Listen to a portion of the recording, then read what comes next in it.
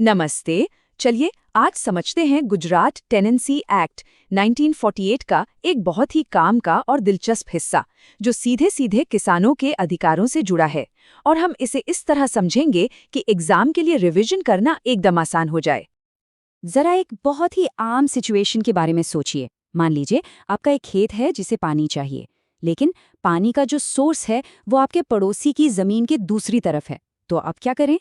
ये एक ऐसी प्रॉब्लम है जिसका सामना देश के बहुत से किसान हर रोज करते हैं।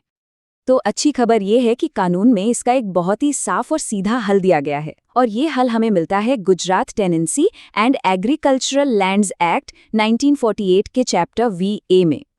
चलिए गहराई से देखते हैं कि ये कानून किसानों की मदद आखिर करता कैसे है।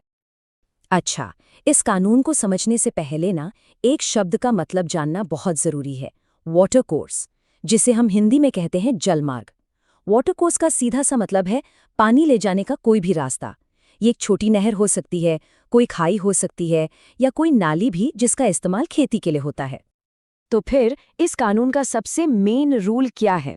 रूल बहुत सिंपल है, लेकिन पावरफुल भी उतना ही है।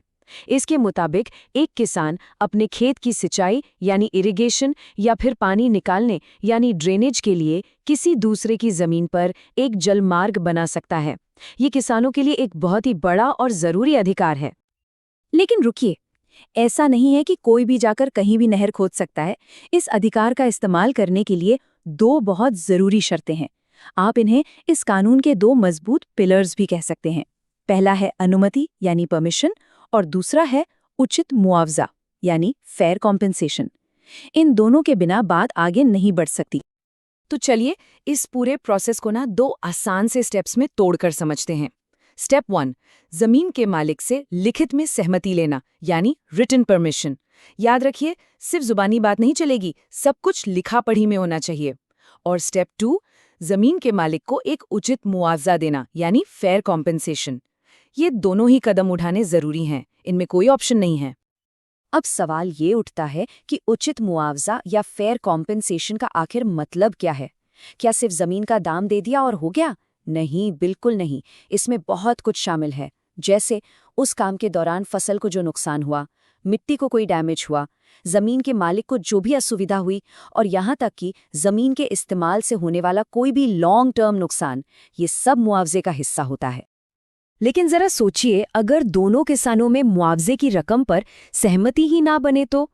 अगर वो मान जाते हैं तब तो मामला आपस में ही सुलझ गया।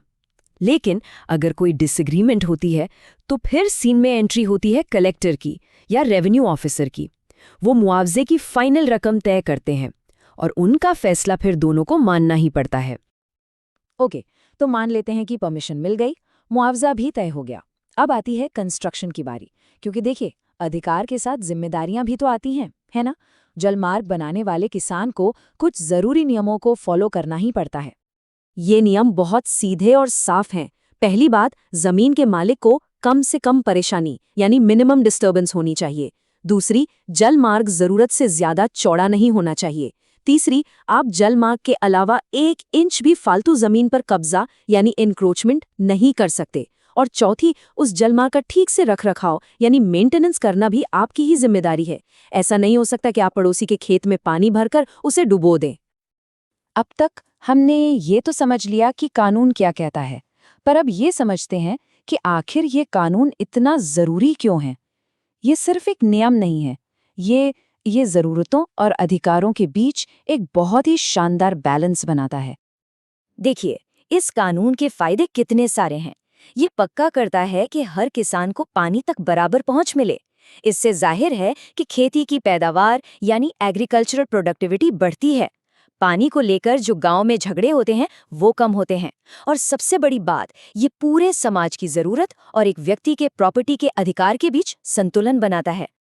और पता है, ये सिर्फ कानून की किताबों में लिखी बात नहीं है। हमारी अदालतों ने भी बार बार इस बात पर जोर दिया है। कोर्ट्स का जो मेन प्रिंसिपल है वो एकदम क्रिस्टल क्लियर है। दूसरे की जमीन का इस्तेमाल सिर्फ और सिर्फ सहमति और मुआवजे के साथ ही हो सकता है, यानी कंसेंट प्लस कॉम्पेंसेशन। ये दोनों के अधिकारों की रक्षा करता है, पानी पाने का अधिकार भी और अपनी संपत्ति का अधिकार भी। चलिए अब फटाफट से इस पूरे टॉपिक के कुछ मेन पॉइंट्स देख लेते हैं जो एग्जाम के लिए बहुत काम आएंगे। एक क्विक रिवीजन हो जाएगा। ये टेबल आपके रिवीजन के लिए एकदम परफेक्ट है। आइए जल्दी से देखते हैं। चैप्टर वी ए, इसका मतलब है दूसरे की जमीन पर जलमार्ग। परमिशन, ये तो जमीन के मालिक से लेनी ही होगी। कॉम्पेंसेशन, ये उचित होना चाहिए और झगड़ा होने पर कलेक्टर तय करेगा। पर्पस, मकसद सिर्फ सिंचाई और खेती को फायदा पहुंचाना है।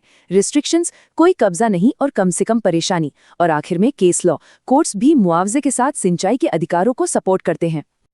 तो जैसा हमने देखा, ये कानून एक इंसान के अधिकार और पूरे समाज की जरूरत के बीच एक बहुत सुंदर बैलेंस बनाता है।